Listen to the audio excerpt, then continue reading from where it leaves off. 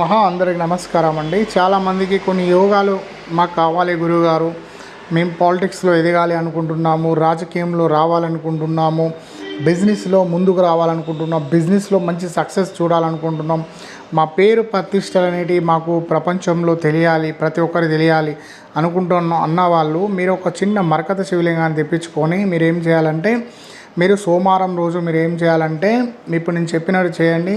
పూజ సామాగ్రికి వెళ్ళండి. అక్కడ కస్తూరి అంటే మీకు ఒక బాటిల్లో ఇస్తాడు.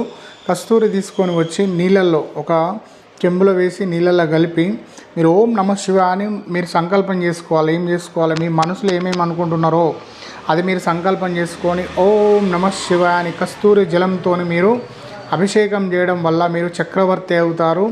మీకేంటంటే మీ పేరు గుర్తింపు అనేది మీకు వస్తుంది. ఏ పదవిలోనైనా కూడా మీరు చక్రవర్తిగా నిలబడిపోతారు. నమ్మకం ఉన్న వాళ్ళు చేసి చూడండి. అందరికీ ధన్యవాదాలు. నమస్కారం.